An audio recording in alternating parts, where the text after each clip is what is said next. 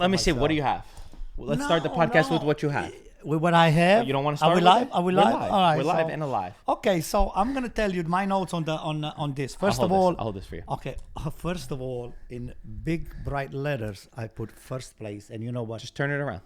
What do you mean turn it around? Like that. Oh, they can see. Hey guys. This is the notes that Antonio has. If you're watching, if you're listening on audio, it just says first place. LMAO.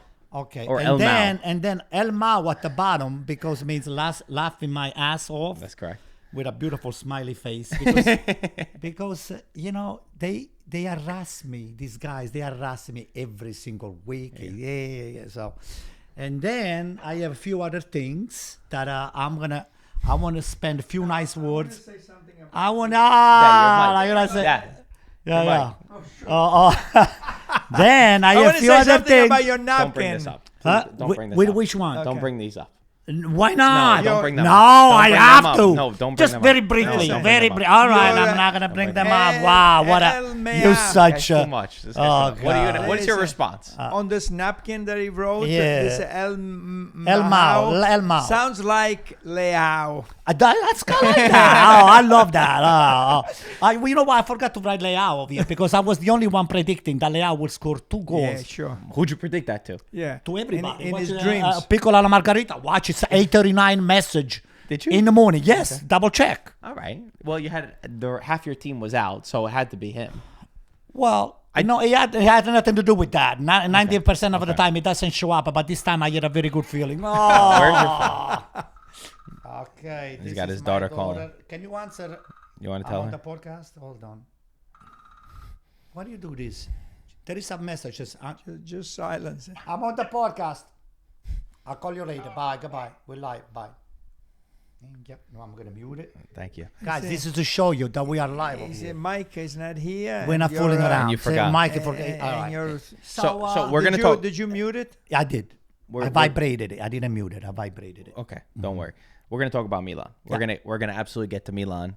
By the way, many of us here said that Milan would be a team to watch out for. Over the summer, it was not a very popular opinion, and now they're looking good. So we'll talk about that. We're going to talk about Juventus, who continue to show problems that have been pointed out. There's potential that Tudor in the next couple of games could be risking the sacking. They're talking about new coaches, Spalletti, Mancini, Palladino. We'll get to this a little bit later on. Zidane too? I didn't see the Zidane rumors. Napoli, who slipped up and are showing the difficulties of continuing in multiple competitions. And then Inter, who are hitting another gear. Shall we let Antonio decide where we start? Or Dad, do you want to start? Let him start. Would you like to start from... You're such a nice guy. I got to tell you something. For the first time... Wait, I have a better idea. Yeah. Why don't we start with the team that you beat?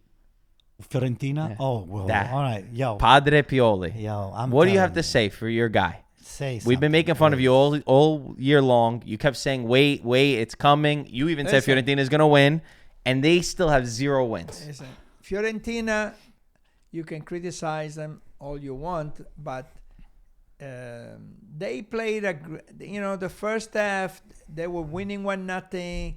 Fagioli was playing good. The first half they were not winning. The second half they scored. Nicolossi was playing good. Nicolussi was playing good. They weren't winning though. On the second half, they were winning 1-0. On the second half, they scored. I'm saying they were winning 1-0 on the game, and they did pretty good. I mean, they were there. They were there. They were in the game. Okay. I heard what Pioli said. I heard what Prade said. Prade said, blame everything on me. I'm ready to leave. But Pioli said that the team did not perform bad. I don't know about that. The team performed, and then, of course, what they complained about was the penalty. There was not a penalty. They scored when they had a player outside with 10 men. Do you agree with that first part? That they played a good game? I didn't think they played a good game. I think until they were winning 1-0, I think it was a good performance by them. Until they were winning, and then, I mean, they didn't deserve to lose. They did not deserve to lose this game. What kind of a game did you watch, by the way? Yeah. Maybe your TV's a little. Listen, Milan was poor in the first half. I'll give you that, and it was a better result at halftime, but it was still 0-0. I thought Fiorentina looked better when they had Dzeko. When Dzeko came on, they are actually creating a little bit. But Peter sent the stat on all the small teams that have created more opportunities from goal from Fiorentina. I think we're seeing it's the same issues. I don't expect them to get a result in Milano. But Milan, what did they do in the first half? I think that they didn't do even much. one They shot. were, It was Pavlovic and Tomori with the two best chances. They're two center backs, and they Yeah. were not even great chances. Right. I agree. But I guess you can never take one result. You never take one result and draw conclusions for the entire season.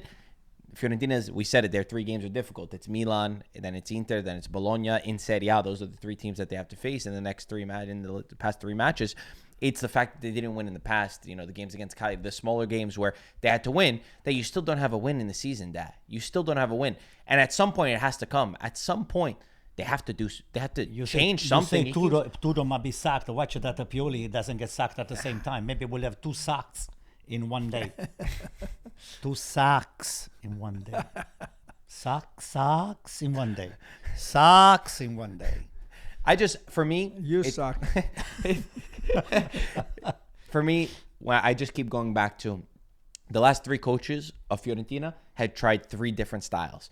So it definitely takes time for Pioli. When they had Vincenzo Italiano, they were the team that pressed more than anyone in the season. So you had players that were adapted to pressing the football, which in those years, when Vlahovic left, they had no striker. That was a big problem for Fiorentina for a while. Now they do have a striker. Then they went to Palladino. Palladino was, for me, incredibly smart at the way that he played. They had the 6th lowest block in the league. They had a really good defense. Different style. And he was also able to adapt. Palladino adapted. 3-man backline, 4-man backline. Now they've gone to Pioli, who he wants to control the game. He wants to dominate more than in the last years. So you've got these 3 different switches. Always new players. It is going to take longer, but unfortunately, I think we said it before. Time is not on their side. Yeah. It's going to take some time, but you can't change Pioli now. You wouldn't. Who said so? You can't. Somebody's got to go. Guy, Maybe Prade is going to go. So I think for Fiorentina fans, how can they sit there and watch this happen? They're in relegation zone.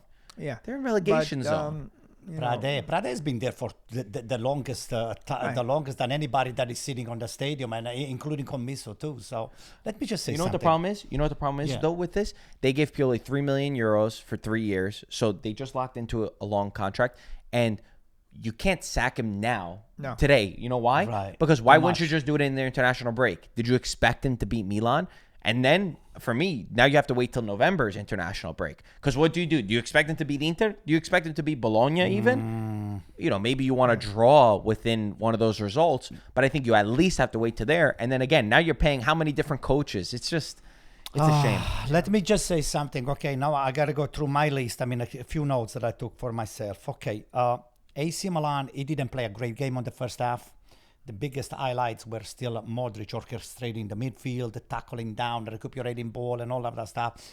But what I saw, Fiorentina, the team, it's not there. What they did, they were trying to play counter, a little bit more possession, and AC Milan just waiting and then trying to punish them.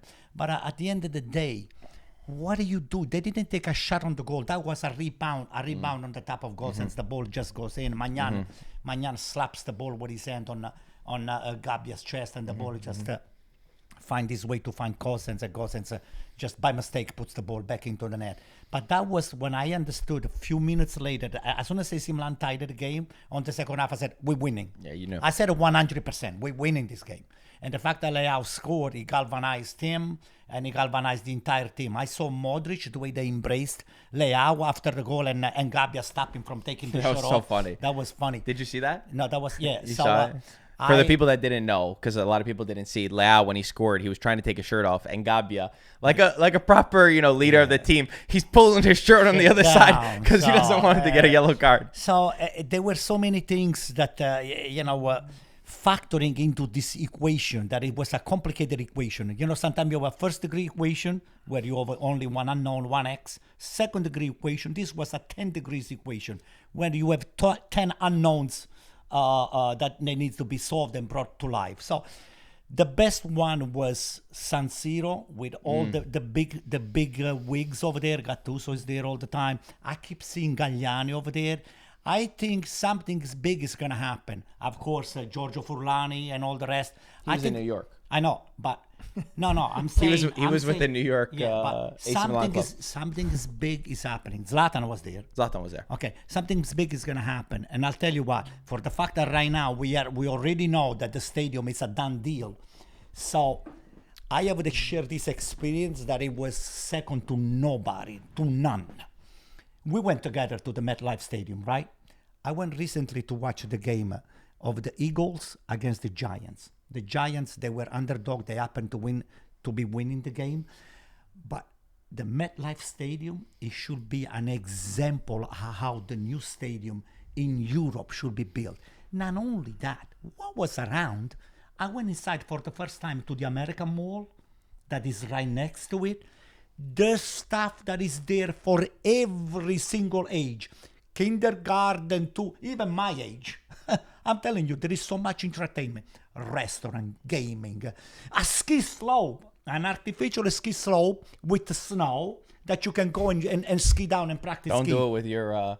Listen, and the penetration, and the presentation. Excuse me? The What they have in that mall? No, I'm talking about the game. The presentation when the Giants and the Eagles, they come on board, firework. I mean, we are light years behind of what American is in terms of sports. I mean, am I saying, listen, Giorgio and the owner of Redbird, Cardinale, I said, hey, I know you are Americans, okay? Italian Americans, yeah. You have to try not to bring exactly what we have over here in New York into Milano. Agreed. But get at least 75%. This is going to become the standard for all Europe, especially Italy. I want Italy to be the number one the way we were before. We need this because once you achieve something, what I saw personally at Giants at the MetLife Stadium, you will never hear the end of it. All Italy, I think, should be applying this kind of a standard to have families going to the games, to have families going to these entertainment places, to have family going to restaurants, to have family enjoying the soccer game. And this is You're right. We are what's keeping the soccer alive. I mean, without us, they're dead. Who's going to buy the shirts? There is so much merchandising. The merchandising, Marco, on the football game, he was out of this world. So I'm reading Antonio Conte's book, and he gets to the part where he's talking about his experience in England and with Chelsea. And he said, this guy he's reading off of a napkin. He gets to his experience in England, and he goes, the English Premier League is the absolute best if we're talking about spectacle. He said, when I watch families going to the stadium in England and their build-up and the stadium and the facilities and just the culture that they've been able to build ever since the hooligans, they had to kick the hooligans out. And he talks all about this. And he said, that is the difference between the Premier League and the Serie A. He goes, if you want to talk about the greatest spectacle, that is the Premier League. But then he also notes, he goes, if you want to talk about football, you want to talk about tactics, you want to talk about the pitch, don't compare Serie A to anything else. He said, but we are lacking the rest. We are lacking all of these other things, which Antonio's describing, which is something that I think all of us know. And it is the biggest driving factor because revenues these days with FFP, they're not able to generate the same amount of revenues. That's the biggest factor in having it. And hopefully they're saying there's new situations that they're going to be able to get it. So absolutely agree. It's good that you bring up your experience somewhere else. Marco, my friend Richie, my neighbor, he just brought me over there. He didn't have he said to me, Antonio, the day before, I said, listen, I'm not sure if I can make, but as soon as I saw that my schedule was good enough, I said, I'm coming. So I'm not a big football fan. I watch only the playoff, but I was blown off. Yesterday, I watched even the last quarter of the Giants against the Broncos. Okay. All right. But wait. I'm just one more time, guys. Please, for the AC Milan management and the ownership and the Redbirds and the mayor of Milano and everybody else, we need a stadium that is close to what we have over here at the MetLife Stadium. We need it. If we do that, I'm moving from New York. I'm transferring my residence guys, into Milano. I'm coming over. Get the stadium done. And, that's we can get rid of Antonio. I'm getting back to Milan, which is one of my favorite places. On the match, what did you make about Milan? Because to Antonio's point, which he started with, and then he went into left field. Mm-hmm.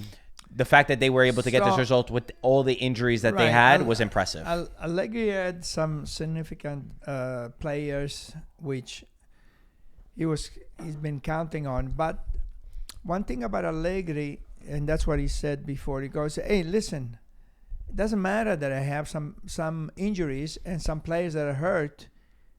You're disrespecting the people that I'm putting on the field."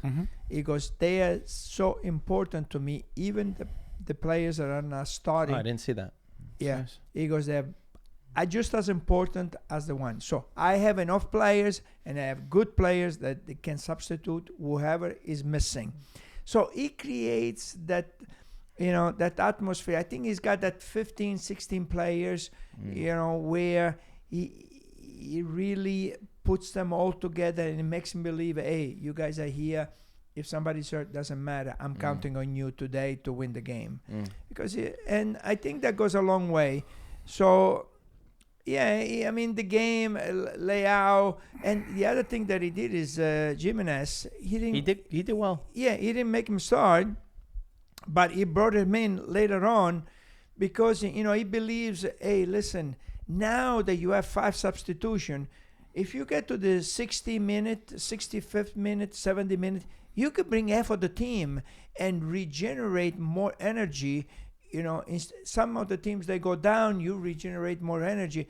And this guy, Jimenez, he Listen, came through. I've been critical. with him. I've been critical of Jimenez because I think that he's squandered so many opportunities. But I will say, in the last 2 games, I've seen growth, and I do think that Milan is better when they have this reference point in Jimenez. Yeah. So fair play to him. But it's not easy considering one the more way thing, Marco. When Jimenez comes in, he opened the game up for Leao because Leao he moves to the left hand side. Leao needs room. He needs room to thrive. I wonder why he didn't start with him though. Well, I was trying to understand the reasoning why he didn't start Jimenez. What? I thought it was obvious considering all the injuries. He's been starting Jimenez almost every game, and now when you were missing players, I didn't understand that tactically. He said that he needed some energy late Off in the the bench. game. Okay. So there's a statistics. So he calculated it? Yeah, there's a statistics that most of the games right now in Serie A, they've won in the last 20 minutes of the game. So he tries to get this energy in the last 20 minutes of the game to win the game. So I think for me, it's very simple. Milan can be summed up by one word, and that's team. They are a proper team. I've said it in recent podcasts. They can suffer. They could win even in games that go a little bit dirty, even with missing players. And that comes from the whole squad buying in. You see the way the performances are of individual players who compared to last year to this year. They're just a well-oiled machine. They're self-aware of who they are. They understand how they're supposed to play. That's all credit to Allegri, he's always been a more, let's just say like Ancelotti type of manager, where it's not necessarily just about the tactics. It's also about the human emotions and putting players in their positions. That a lot of now it's come up because of Juventus struggling. Everyone's saying, oh, look, Juventus, you had Allegri. But for me, Allegri did not work with where Juventus were, right? He works with this team because of all the names that we're talking about, because of the ability within the squad. And I genuinely believe, I've said it before, and I'll say it again, this Milan is going to May fighting for the league title. Listen to me. One thing we discussed about the player that were missing from the first squad that Allegri likes to put on the field. Ricci is a national team player. He's so impressive. He's a box-to-box. He's unstoppable. His passing accuracy is very, very, very good with the ball, with the fighting, with the defending, with creating the space. Him and Modric, I saw them working so nicely, even with Fofana. I mean, I was so impressed. Now, the fact that Rabiot was missing, yes, Rabiot is a different player than Ricci. But Ricci, nevertheless, I do not understand why we're not even using him on the national team. So Ricci did extremely well. Another kid that is becoming a staple from AC Milan is Bartesaghi. He's pretty good. Bartesaghi is not going to make Theo Hernandez or anybody else to be missed. Bartesaghi's got skills. Let me tell you something. Still 19 years old. That's why he's got a lot of margin to grow and really good. The potential for him to do much better. He played well with the U21s too. I watched the U20s, I should say. So we have this Bartesaghi, even though Estupinian was not there, a couple other players that were not there, but AC Milan is not suffering from the missing player. And Modric, oh my God, it's just sick. sick. This guy here. He goes and slide tackles. He goes recuperating balls at the Walmo. I don't see the 20 years old do what he does. So this guy, he sets up a standard and an example for everybody that said, hey, if I'm doing this, I respect you guys. He doesn't say it, but people, they're looking at him, and the other his friends say, oh my God, look at this guy. So we better just at least do just as well. Otherwise, we're gonna look like garbage. 100%. Next to him. Let's shift the conversation to Juventus. And we mentioned it before, Allegri coaching them. Tudor, I think most of us said that he would not be the first choice. He was not even the first choice for the management. They tried to get Gasperini. They tried to get Antonio Conte. That very clear. Both of those options, both of their first options rejected Juventus, which I think also says a lot about them not believing in the project, considering Gasperini coached Juventus in the past. He coached the Primavera team. He won the Viareggio. Antonio Conte, we don't even need to say it, but both of them love Juventus, yet they still would not go to this project. So I think the game against Como, my God, I think I have more takeaways for Como than I do Juventus. I know we'll focus on Juventus, but the feeling that the midfield is never able to dominate games, they concede just so easy and so weak. And then in attack, they're always missing that final ball, that final pass. I think that in the past games, and we said it here, they've been bailed out by individuals. They've been bailed out by really good performances from a Kenan Yildiz or a Thuram, or from these crazy situations that they got themselves in where they were mimicking the style of the opponent, but there was never anything solid. There was never anything concrete. And they sort of tricked us, sort of how they tricked us last year, where they started well under Thiago Motta. At the same point, by the way, Thiago Motta had more points than Tudor. And then Bremer goes down injured. And then all of a sudden, you see Juventus' season take a nosedive.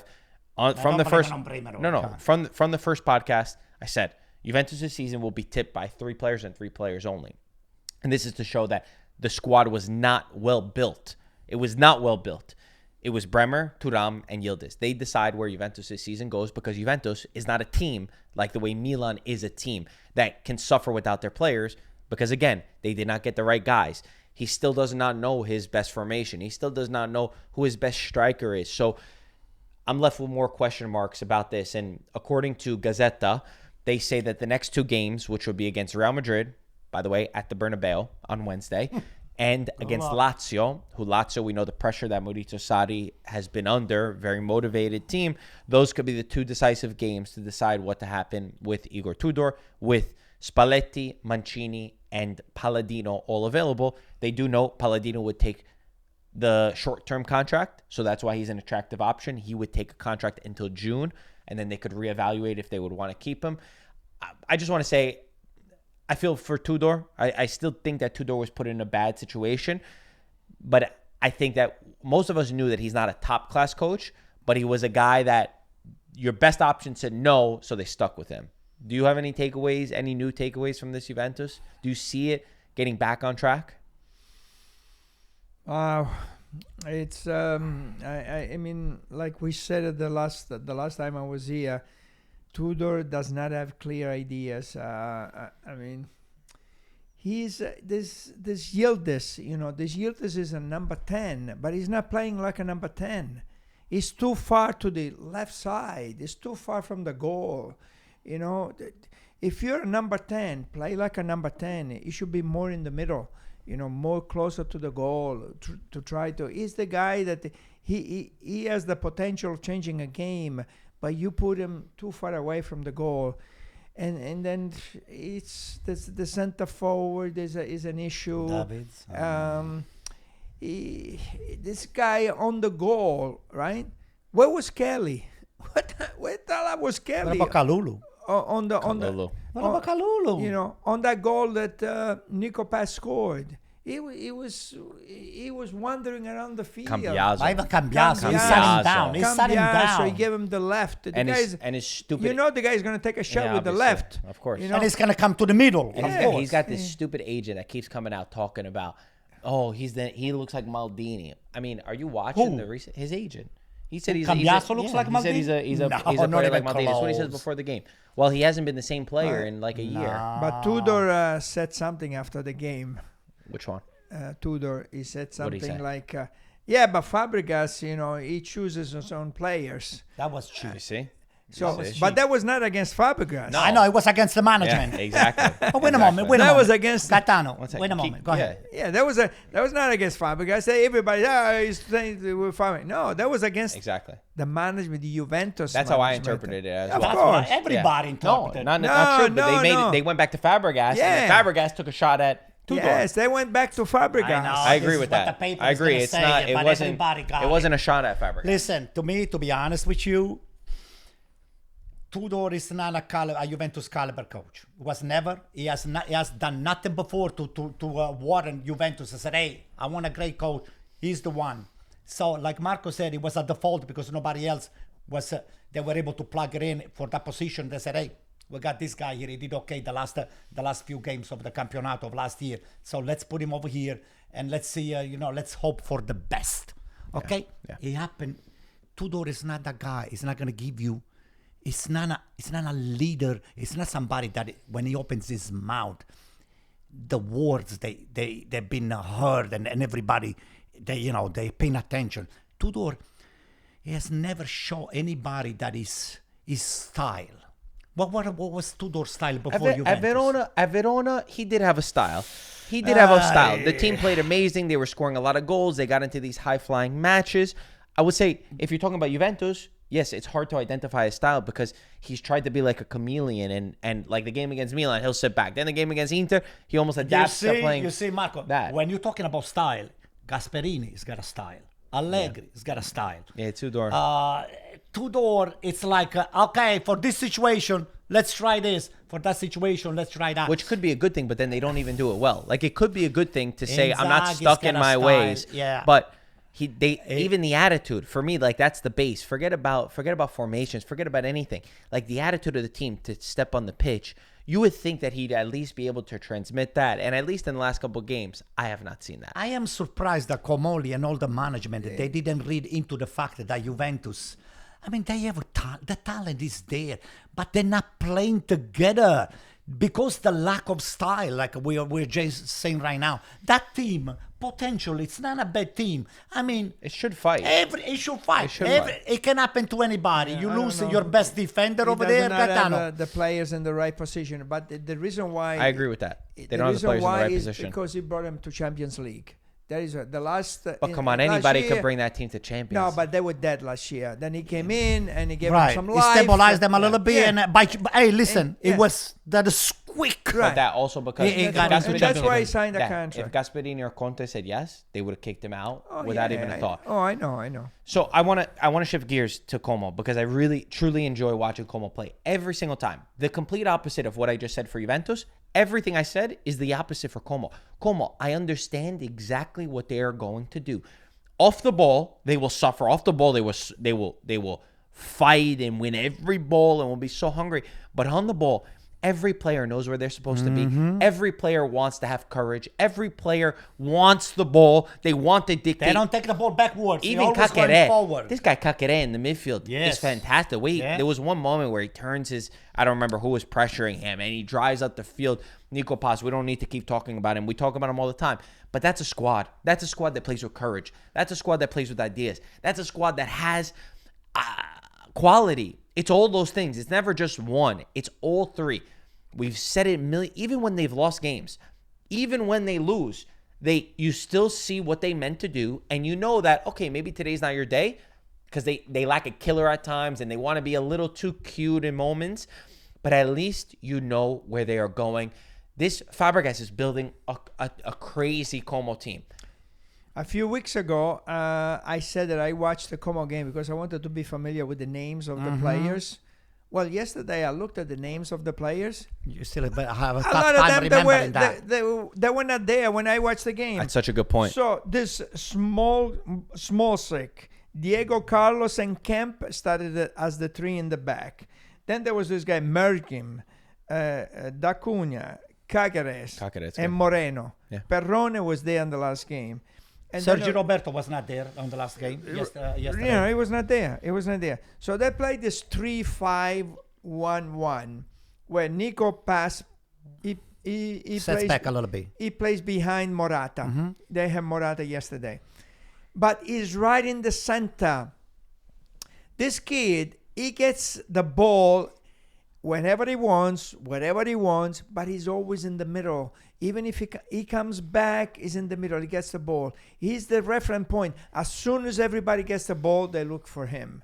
And then from the middle, he can go anywhere he wants. It's different if you start from the left and you go to the middle than if you're in the middle and then you can go anywhere you want to go. And I saw him. He does everything. This kid, he tackles the ball, he defends, he gets the ball, he gives the assist, he does the corner kick, he gives Scores the goal. Scores the goal, and then on the set plays, they know exactly what they're doing. Everybody else in the set play or the corner kick, everybody in the corner kick, They're waiting.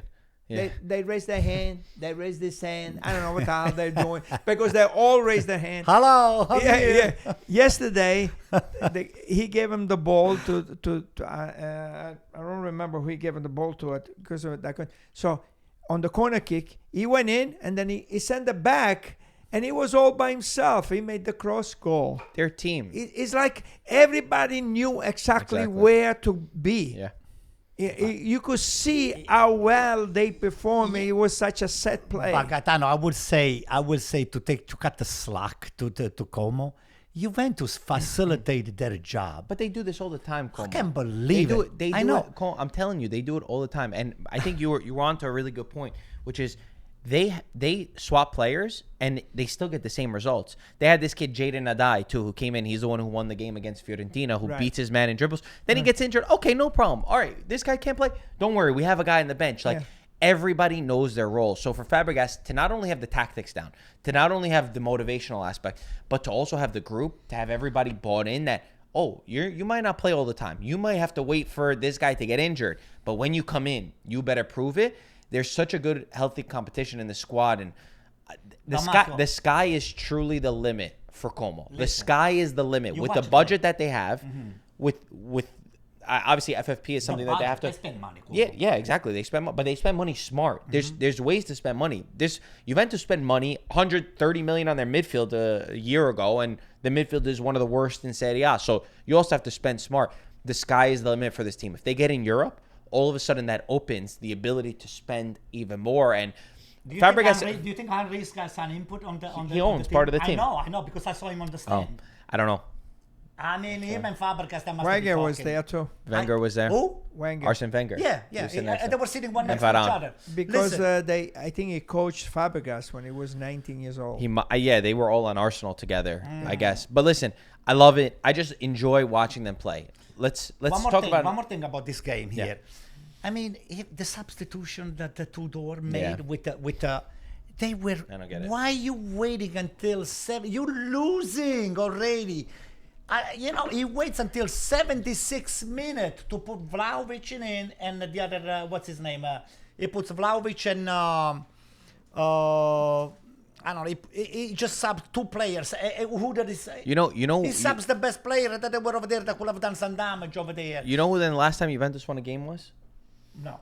September 13th. Yeah, they got five ties and 1 loss. Guys, Juventus. 5 ties. They used to. Do you remember the story of Del Piero where they were celebrating a tie against Milan and he was ripping the team apart? Right. I mean, come on. And there's too many excuses. The level of this team has dropped so far. Does it happen in teams where you go through difficult moments? Yes. But I'm starting to see flashbacks. I'm getting flashbacks of last year. A team without an identity, a team that is just waiting for individual moments, and a team that it's hard to put your finger on what the clear style is. But again, you can't be surprised because since Marotta left Juventus, they have been down a terrible path. Every management that has come in has not been able to solve the problem. They're like floating in the wind. Oh, let's spend money here. Let's spend money here. Let's go this project. Let's go that project. They don't have a clear identity, and that comes from the top. That comes from Juventus not being stable. As a club, as an organization, I don't recognize Juventus. I don't recognize Juventus. It used to be a family. It used to be a proper input. I took a few notes on the napkins. Yeah, I can't take him seriously. I take a few notes on the napkins. But you know what I'm saying? You used to be proud of the organization that Juventus was. That's right. For me, I don't see it. I don't feel it. I don't feel that stability. Even when they went through rocky moments, you knew there was a center. You knew there was guys that there was a family that cared. Now, listen, Agnelli's no longer sitting over there. You have this Elkan or Lapo, whatever you want to call them. God only knows. Maybe they are in the clouds looking from the top over there. I mean, those are real fans. Agnelli and what's his name? Nedved sitting right next to him. You can see that they have fires on their eyes. Juventus scores, they jumping, they hugging. That's the spirit of the team. Not they have this old man over there sitting around over there, which is the president, a nice guy. I would have 20 beers with him, but I don't see it. I mean, the passion is not there. I agree. I don't know. I agree. It's just that what you were gonna say. You. I mean, I think everybody feels the same way. No, you guys said it all. It's just that Fabregas, that's what he was saying after the game. He goes, I'm creating a family here. He goes, we are creating a family. Everybody's involved. And that's one thing that I don't see, and I've heard it before. On the top, there is no football people. There's no soccer people. There is, they're spending the money. It's not that they're not spending money. Juventus is spending money, but there's nobody up there. Some of our viewers have been a little bit critical of us because we're not saying a lot of great things about Locatelli, because Locatelli he's a good player. He's a good player, but he's been put in a position not to excel, to me, because the guy's got game. But for some reasons, the build-up from the back of Juventus is totally missing. The problem is relying on. The problem is thinking that one player is going to solve everything. Is the exact problem that's got Juventus into this situation. That's the problem. The problem is it's not one player. It's the issue. They're not a team. Well, I said it before. They're not a team. Let's move on to somebody that's looking like he's building a proper team, and that's Cristiano Chivu. Cristiano Chivu with Inter. He's another one that we definitely underrated coming into the Serie A. I think he's got a harmony within the squad where he's created healthy competition, even in games where they can suffer against Roma, where Roma can get back into matches. He's built a healthy competition within the squad where Boni gets the start and Boni is scoring goals, and Pio Esposito comes in and he's scoring goals. The players know their roles. Akanji has slotted in to perfection, basically. So he was tasked with he had a difficult task, even though he's inheriting the second best team in Europe. It was not easy considering the situation that the club was come on, and Chivu has done a better job than I thought steering the ship. I thought Roma would have gotten more from this game, personally. They deserve a tie at least. Considering their form coming into it and considering the way that they play, I thought they would, but I guess I'll have to give more credit to Inter. The fact that they were able to see out this result more than anything else. And for Roma, you have nothing to be ashamed of. You lose to Inter. For some reason, Gasperini can't beat Inter.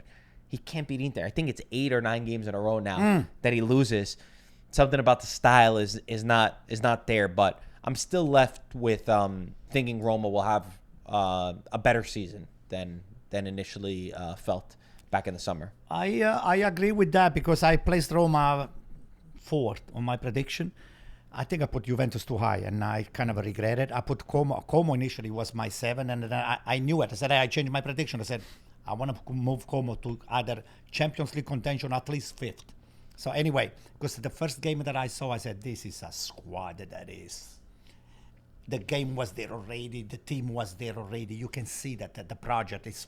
They've been practicing together. They know each other on the field. Those players. Okay, go on. So Inter. I was hoping for them to slip up a little bit, because you guys know how much I love Inter, and but unfortunately they're doing much better than what I thought. So Chivu has been very impressive, and he's been taking advantage of those new players that he's been plugging in. They did a good job. They're doing a very good job. He's been plugging in the right spot, and they are building up the confidence as the Campionato moves forward.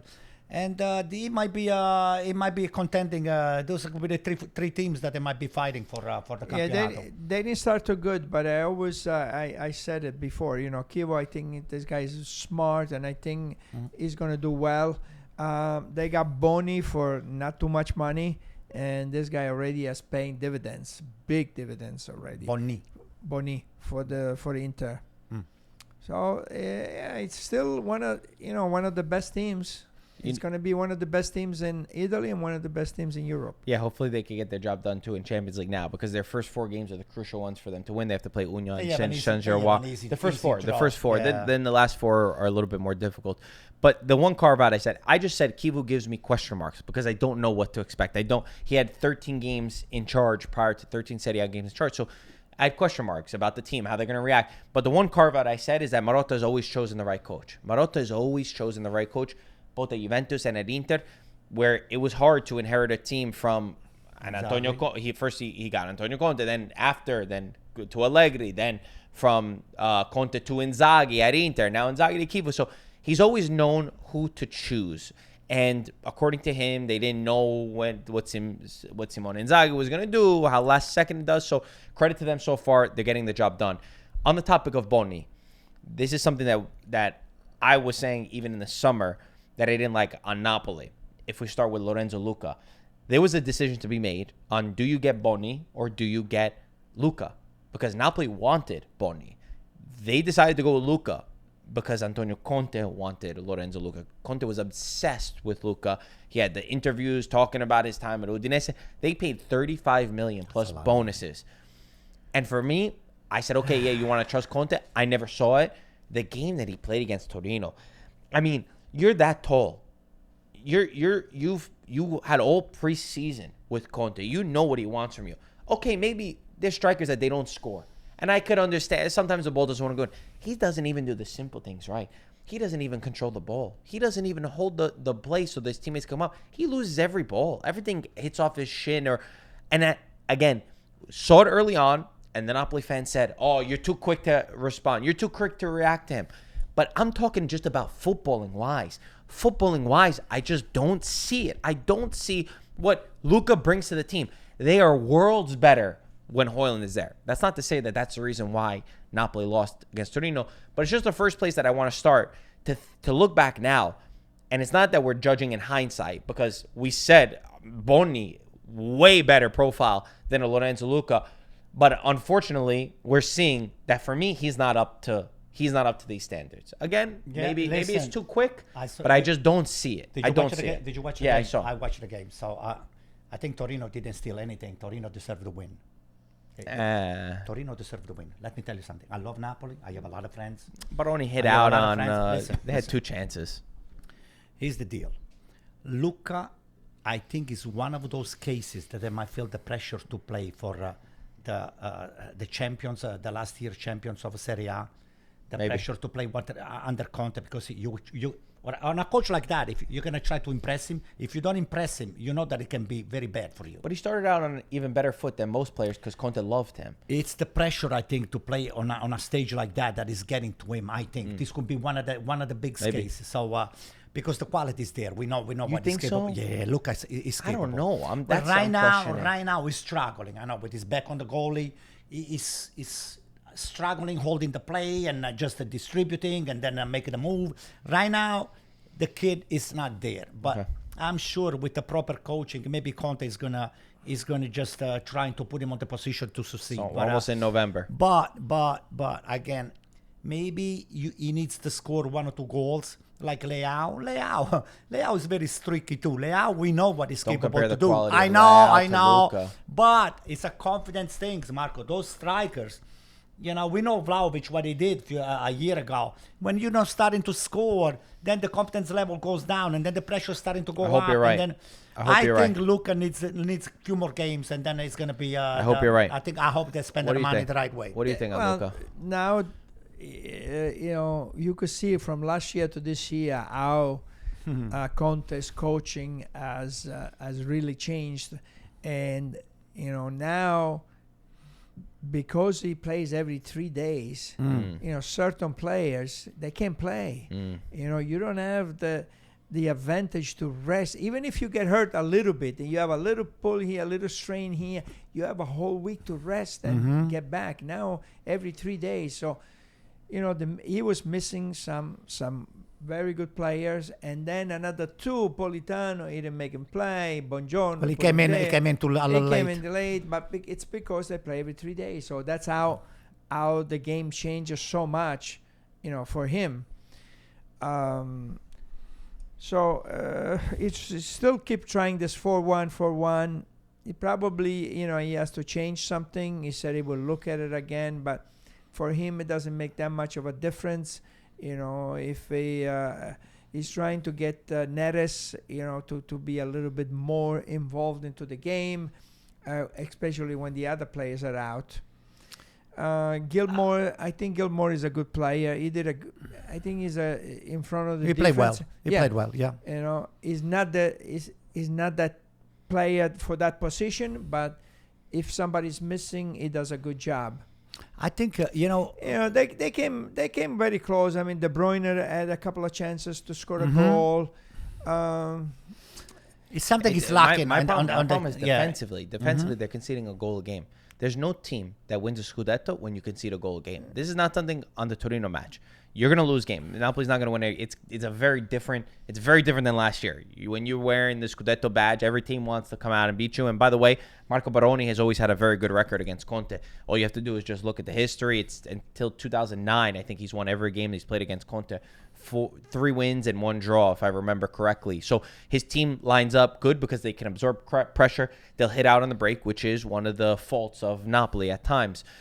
I just go back to the defense and I say there's even a lack of attention. There's a lack of the little details that they're having. You don't go and achieve the important things when you defend the way that you're defending. Not just today. Yeah, but he's never played. He's always had somebody missing. Buongiorno gets hurt, Mario gets hurt. But they had a Mercato to stall them. Boccaman is They had out. a Mercato to Gaetano, stall forget this. about that. Then they Forget put about that. Marianucci there and he lost. Here's the But deal. that's why you had the transfer. They had the transfer market to solve Marco, here's the deal. those things. Here's the deal, The Gaetano. defense, They spend the money on defense Noah Lang. has changed. They spend money on Noah Lang. Noah Lang doesn't even get used. He barely gets used by Conte. You could tell that he certainly doesn't like him. Listen, at least until this point. Marco, doesn't here's my take. Here's my take, Gaetano. This Champions League's format that we have right now is very tasking. Now, Conte is one of the first examples that he's been struggling when he has to play every 3 days. Yeah. So because they wanted to make the big team qualify regardless. Let's say you lose one game or you're the first 2 out of 3, and then you still have a chance to go up. With the old format, you lose one game. If you take the next one, your chances are almost done. So now you have all of those games to play. Then you added the Coppa I don't Italia think that was and the the reason. Campionato. That was Sometimes, not the reason why they unfortunately- did it. Yeah, I Well, think- there's the difference now is that between the top 8 and the top 24. So if you get the top 8, you get that bye and you miss 2 games, which But they're is doing important it for the so big that teams. right away you get good games. You get in the first round, you get good games. The second round, you get good games. So that people. If I sell you get- face the job of you big get game, more people So basically- interested in watching the games. To sum it up, the last format, there was no pot 1 teams that ever played against Right. each other. If you were in pot 1, you played a pot 2 team. Right. Now you get PSG against Barcelona, Right. which you never would have Right. gotten. So I think the format is not the problem. Right. I don't think you're necessarily saying that, but it's a tough task for him to guide. But I still have the certainties of an Antonio Conte team that they're going to be on the right track. But also, I mean, what do people expect? You expect them to do the same exact thing as last year to get the same results? They're right there. Well, you guys put them on first place. I don't Yeah, think it's but going to okay. win. This year it's not going to win. But that's fine. That's fine. Maybe he's not going to win, but he will be there in the end. He'll be absolutely. He'll be there within Top contention. three, so top three, top just three. losing one game doesn't make me fault. I just on- hope on that hope idea. Inter doesn't win. For me, can win again. For I swear. Torino, I got 2 things. Yeah. Vlasic, this guy is a good player. Vlasic, yeah. He's a very good player. He does everything. And he's a number 10 and starts in the middle, nice passes, he fights. And my other comment is about Simeone. I mean, come on. Unbelievable. Man, this I guy, thought about you right away. this guy, he was Maradona, almost... 1, 2, 3. No, that's not what he's talking about. He's talking about the celebration. He my was God. almost disappointed that he scored a goal. You I crazy? thought he was going to cry that he They scored a got goal. rid of him. Go and jump. Yeah, but I agree with but him. you wearing a shirt, you're wearing Yeah. a shirt from Torino. Your fans, they came there to see you score and celebrate, not to you almost crying and disappointed you scored a goal. Me and you disagree on this topic, but I do agree. It seemed very excessive. The second that he starts going like this, Yeah. I was like, all right. It almost rubbed it in even more for me because I said, how many times did I need Simeone to score last year and he doesn't score, and now he Marco, does, what and do he you think- scored the winner against Roma. By the way, Torino is a weird team. Torino against the big teams, against the Lazios, they'll tie. Against Roma, they'll give Roma, well, it was their only win before the Inter match. And then they beat freaking Napoli. This Torino. Wait that Zapata comes in and healthy a little bit. Listen, what do you think about Voivoda? I like watching that guy. I like watching that guy playing, man. He's had to play in the back at times. He's moved higher up. It's a box-to-box. He puts a lot of hard work in. I was paying attention particularly to him because he was involved in 90% of the play. So I focus on him. I said, look at this guy here. I mean, it's all over the place. It's one of the midfielders that I would have taken away from Torino and just plug him into the squad that we have. Did we miss anything? Anything else? Lazio, Atalanta. We didn't talk about the call. The penalty? We didn't talk about the penalty. And we didn't talk about, you said one of the best coaches in Serie A is Chivu. I'm going to say one more. I think Italiano is doing a fantastic job. I think this guy is doing a fantastic job. What are they, 2 points off first? 3 points off first? They have 13 points. They have 13 points. So 3 points off first. And the second team has 15 points, which is very, he missed a little thing here and there. He could easily have 15 points. And they always start slow and they always heat up. But this guy Italiano, man.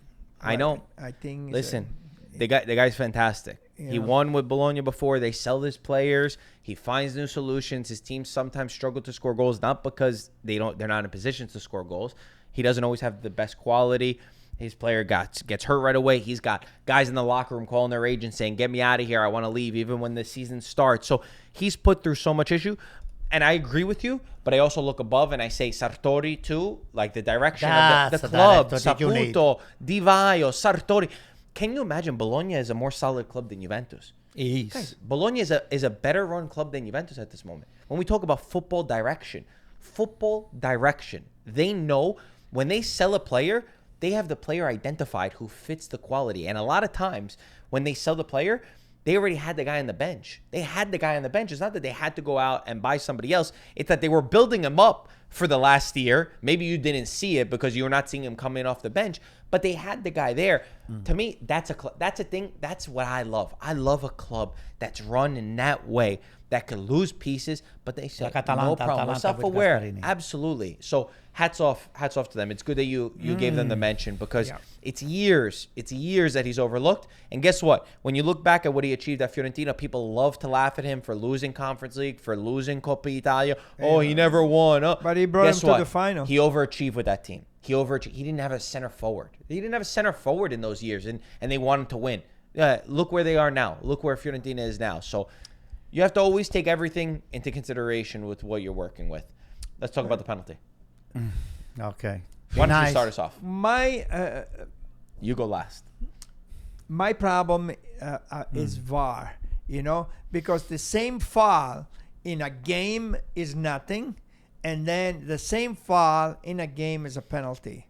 So I don't understand. If you're going, the protocol is that if the referee doesn't see it, he did not call a penalty, the only reason why you go to VAR if it's a clear and eminent error by the referee. Clear and obvious, yes. Obvious, okay. Yeah. So which was not. So I have a problem more with the VAR than with the call. So I like where you went with this. For me, it's one of those that part of the rules, you could see why I could understand why that's given. Personally, the way that I see football, I don't like those to be given, but I think the greater arching issue, and again, it's not that for me, it's not a scandalous call. It's not like there was nothing in it. There is a touch. I wish that would not be given because, again, when you go to the VAR, it should be something more obvious. For me, it goes back to the same thing. I said this, it doesn't matter that it's Milan. Some people, Milan are favorite. No, it's not that. It's that we have a refereeing problem. There are incompetent referees. There are referees who do not follow the same rules in one game the way that other referees follow rules in others. So it makes us all start fighting against each other when the truth is there are a lot of incompetent referees and incompetent calls. But again, this is not the one that I say is scandalous. This is not that there's nothing in it. There's been worse calls in What are you Serie trying A. to say, scandalous? Because, and we shouldn't really look at what fans say, because fans speak with emotions, and if you're an Inter or Juventus fan, you want to say that they got lucky with the call. Fiorentina fans also, Fiorentina themselves, let's focus on Fiorentina and the coach Pioli. Prade came out and they said this is never given. I wouldn't go to that extent. I would not say it's never given, because there's contact. Even if it's light, there's contact. Jimenez makes a meal of it, but again, it's not that there was nothing. It was not that it was just a dive. There was something there. The way I see football, I wish it wouldn't be given, but I can understand why it was given. Listen, all right, that's my take. And my last thing, Jimenez, I mean, he overemphasized. Does everybody else? Everybody does it. Yeah, that's what I'm saying. Next week, somebody else is going to do it because he got a penalty. So let me do it again. But that's a referee's fault. It's not the right way to go for the beautiful game. Here's again. We were not given a penalty that it was a clear penalty, 1,000%. Nobody, not this one here. Let's talk about this. We're talking about this particular on this one. one. Let me just say a bit about this one here. You got touched with your finger on the face. Whether you accentuated the fall or whether you made a meal out of it, it's irrelevant. Okay? The rule says that if you are projecting your body to get to the ball and somebody slaps you, it touches you, whether it's hard or whether it's not, penalty that been given for less than that. It's a penalty. Hold on. Now, I think, you know what's grossly incompetent in all of this thing here? Rocky. He's the one that is the director of all the referees. He ought to be sitting on a VAR room checking all the VARs. He's supposed to be the one that when there is a controversy, I said, hey, what are you doing? Either to the referee or to the VAR guy. What are you doing? Now, after the fact, if Rocky, he comes on Monday and says, maybe not. Or Cesare, I will never have given. Or this could have been a red card or a simulation. I would have thrown that guy out. Doesn't matter anymore. You need somebody on the top of the VAR that checks the VAR. We don't have anybody. That's why the incompetence comes up. Okay? Now you might want to punish some of the referees. You just slap them with the two game. You go to the lower division. I don't think you punish for a result of this. For me, it's just about all the referees being in line with what are we going to call. How can you? Those are subjective. Yeah, but they should show these plays and say, guys, are we calling this as a penalty? If you have 20 referees and everyone should agree, or 99% should agree, is this a penalty or is this not a penalty? But Marco, that's what I'm trying to tell you. Put it the central VAR. Somebody that just, when there is a controversial call and you're taking more than 3 minutes to review the play, you're making a somebody's mistake. right on the top and say, hey, there is a problem over there. What's going on? Look at it. They just say, hey, by the way, you are the VAR. If it takes that long to make a call, something's wrong. But if you're taking minutes to make a call and it's not just a system error, you're making a mistake. Because you can't look. Who's making a mistake? The referee is making a mistake. If he's taking if he's taking multiple minutes to make a call, something's wrong. A call should be 30 seconds. If you cannot determine in 30 seconds what the foul is, let it go. It clearly wasn't enough. Yeah, right. Let it go. That means leave it. What the referee said on the field, leave it. If you're looking at it for you can't look at it for 3 minutes. You look at it for 30 seconds. If it's obvious that there was a mistake, then you call it. Yeah. Otherwise, let it go and keep going. Have all the angles ready. Have the offside, which is basically automatic at this point. Offside, that's fine. No those things are they are what they are. But I agree with the slow-mo and the dots. Not necessarily on this play, but I'm just talking in general. I wish there was a better consensus. And again, today it's Milan. Tomorrow it could be Juventus. The next day it could be Hellas Verona, whoever it is. I think there is a lack of competence and a lack of unity amongst referee calls. And it's not just, I shouldn't just say Serie A. In every league, La Liga fight about it. Real Madrid have made a war with La Liga and their referees. In the Premier League thinks they have the worst referee. Everybody thinks they has the worst referees. But I think that I can understand why people get upset that one referee makes one call and another referee would make a different call. Let me make the last solution. I have a solution for this. I know you guys are going to laugh about it, but I have a solution about this. Is it something that you've repeated a million times? No, it's not. It's not. Okay. I know you guys watching IFTV, and I know you guys are waiting for me to say something because those guys are more politicians than anything else. Listen to me, guys. How many games have been played on a 2:45 in the afternoon in Italy? Excuse me? How many games you play at the same time a Sunday afternoon in Italy at 2:45? One game. One game. One game. Rocky is the big gun over there, right? There is a problem over there. You're telling me you do not have a phone number on... Relax. One game. Rocky's right up there. The VAR is right below. Hello. What's going on? Hello. I saw the play. It's not a penalty. It's a penalty. Continue the play. That's all you need. That's all you need. To be fair, That's all you need. be fair- It's one game. It's not 5 or 6 games going on at the same time. You do not have to supervise 6 or 7 idiots on the VAR room. One game. You're the top gun. Take fucking responsibility. Okay? Take the responsibility. And don't come on Monday. Almost penalty. Almost this. Almost that. We don't need that. We need leadership. am I losing my marbles? Have I not slept enough this weekend that I'm kind of agreeing with Yes. it? Really? Yes. I actually think it's not a bad idea. It is a bad idea. It's a bad idea. My caveat is I'm very tired. You're paying 6 people there. They're all professional. Professional. Professional you on need, what? And you need one more guy on top. Professional losers. That's all they are. A bunch of losers. All right, guys. Thank you for watching. Yeah, it was a long weekend. It was a long weekend for us. We worked. I worked 7 days. He worked 7 days. Guys, we're on first place. Hello. Hello. Thank you for These watching. guys on Hello. vaca- these Thank guys you on- for watching. These guys We on are on vacation. first place. These guys on vacation Yes! most of the time. Enjoy.